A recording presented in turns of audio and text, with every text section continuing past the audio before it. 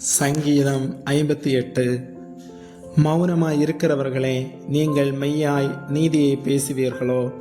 மனுபுத்திரரே, நியாயமாய் தீர்ப்பு செய்வீர்களோ? மனதார நியாயக்கேடு செய்கிறீர்கள். பூமியிலே உங்கள் கைகளின் கொடுமையை நிறுத்துக் கொடுக்கிறீர்கள். துன்மார்க்கர் கர்ப்பத்தில் உற்பவித்தது முதல் பேதலிக்கிறார்கள். தாயின் வயிற்றிலிருந்து பிறந்தது முதல் பொய் சொல்லி வழி தப்பி போகிறார்கள். சர்ப்பத்தின் விஷத்திற்கு ஒப்பான விஷம் அவர்களில் இருக்கிறது. பாம்பாட்டிகள் வினோதமாய் ஊதினாலும் அவர்கள் ஊதும் சத்தத்திற்கு செவிகொடாதபடிக்கு தன் காதை அடைக்கிற செவிட்டு வீரியனைப் போல் இருக்கிறார்கள்.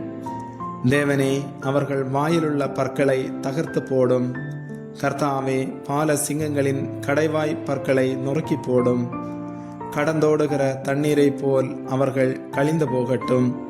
அவன் தன் அம்புகளை தொடுக்கும்போது அவைகள் சின்ன பின்னமாய் போக கடவது. கரைந்து போகிற நத்தையை போல் ஒளிந்து போவார்களாக. ஸ்திரீயின் முதிரா பிண்டத்தை போல் சூரியனை காணாதிருப்பார்களாக.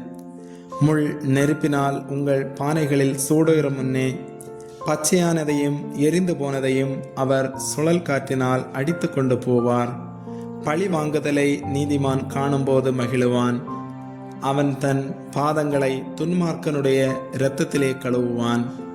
அப்பொழுது மெய்யாய் நீதிமானுக்கு பலன் உண்டென்றும் மெய்யாய் பூமியிலே நியாயம் செய்கிற தேவன் உண்டென்றும் மனுஷன் சொல்லுவான். ஆமேன்.